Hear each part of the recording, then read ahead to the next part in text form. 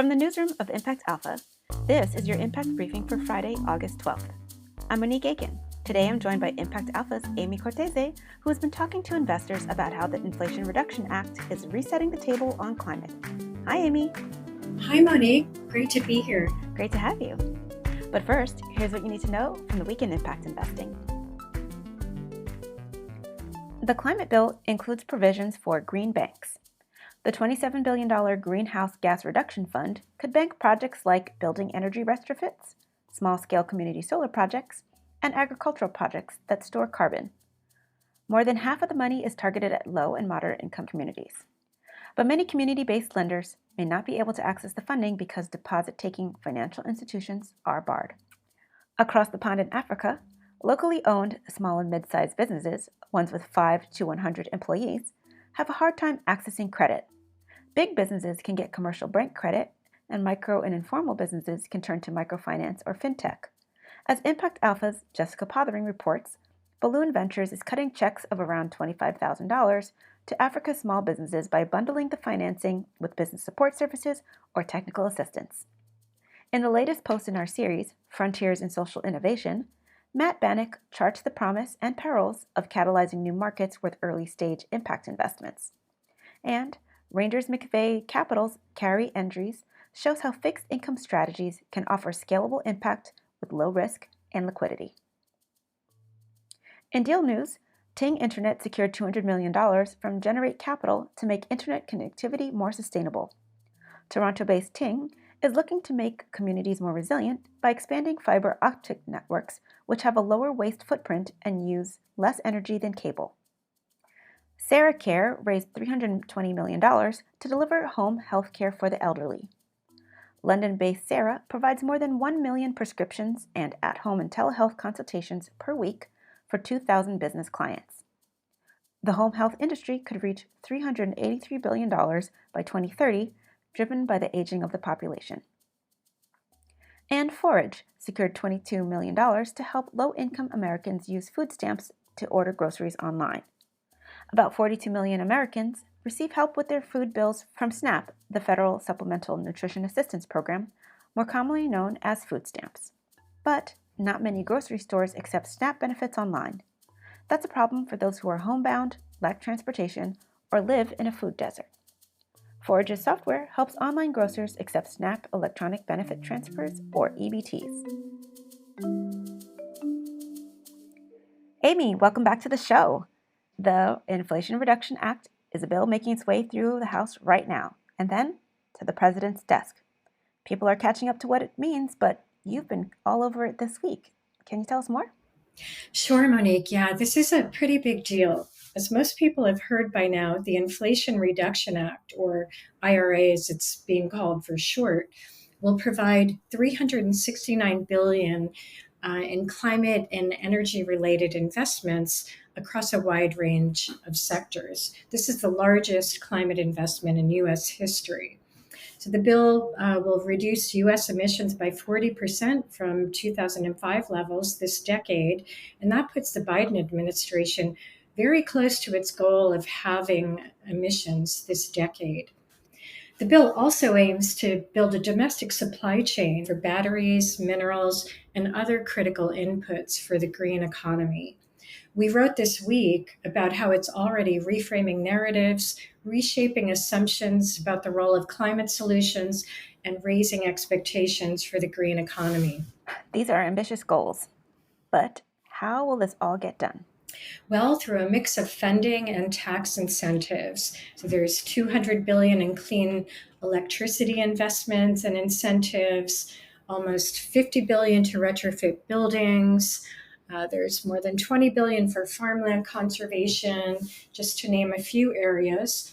The bill also invests $60 billion for environmental justice priorities, including things like cleaning up pollution and funding low-carbon retrofits in low-income communities. There's also a $27 billion green bank provision to fund community-based green projects, and more than half of that funding will go to low-income communities as well. So what does this mean for consumers? So for consumers, this is going to show up as cheaper green appliances and products such as heat pumps, EVs, and induction stoves. But there's also a lot of funding for decarbonizing industry and investing in emerging clean energy and tech. And what does this mean for investors? Well, clean tech investment, as you know, is already red hot, and this bill provides further tailwinds to that. It also importantly locks in 10-year tax incentives, which provides much needed stability and certainty for investors. I spoke with Stephan Nicoleau, a full cycle, a growth equity firm, and he had more to say on that. But what I think is really important here is that it really starts to give a lane of opportunity, some real clarity around how the government will support big and industrial and commercial scale climate efforts that amount to really meaningful amounts of emissions reduced, right? So thinking about, for example, the focus on developing and the tax credits in concentrated and historically underserved communities, I think there's a real vector for the ways we think about environmental justice, but also just understanding that we do need to build enough infrastructure to serve the most number of people. That's where we start to see both the behavioral change and the ability to tally up these efforts to be meaningful towards our NDCs as a country. And so there's a lot in here, but I think it's worth highlighting that it gives a wide lane for investors like Full Cycle and operators and builders, developers to really start to play in that middle space, and really develop some opportunities for communities to be healthier and for us to reduce our emissions in a meaningful way that can be inspiring to the rest of the world. So this all sounds promising, but there are some concerns with the bill as well, aren't there? Yes, Monique, there are a number of concerns. One stems from the way in which the bill was negotiated. So it was hammered out in secret between West Virginia Senator Joe Manchin and Senate Majority Leader Chuck Schumer.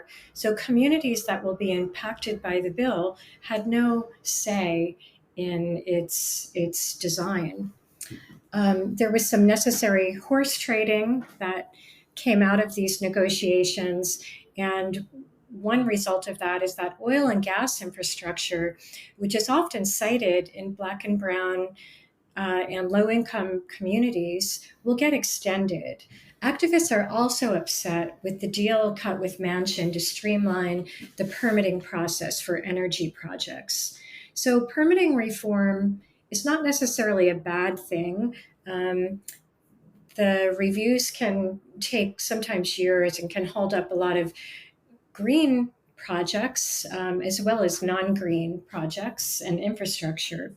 But this takes away a key tool that activists had used to slow down and ultimately stop the greenlighting of projects such as oil and gas pipelines that will be locked in for many years. So we'll be covering these details as they come into view and airing some of the concerns that people have. But in the meantime, here's Stephan Nicoleau again from Full Cycle on that. I think we need to have a bigger conversation in our country and, of course, via the media about poor governance. It shouldn't be the case that these mega impactful bills are negotiated in secret, and that we don't have many or all voices represented at the table in doing so. But ultimately, that's a conversation about systems, not about people. And so I think our status quo now is we have the bill. It's not perfect, and I think there is reason to be upset at the prospect of perhaps increased oil and gas leases on federal land. That's not good.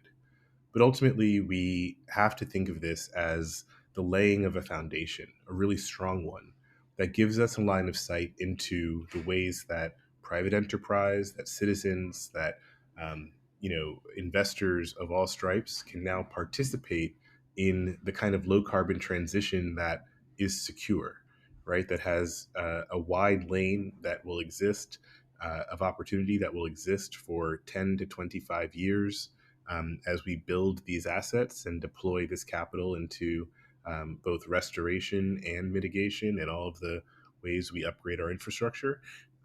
that's meaningful. And we can then start to build upon that foundation something that is way more enticing and compelling for investors than the traditional oil and gas infrastructure.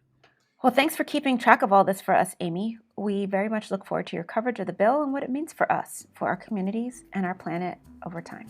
Thanks, Monique. And that's going to do it for this week's Impact Briefing. Thanks to Amy, Stephan, and our producer, Isaac Silk. Ready to try Impact Alpha? Sign up for Impact Alpha Open, free of charge, directly at impactalpha.com. Want to go deeper?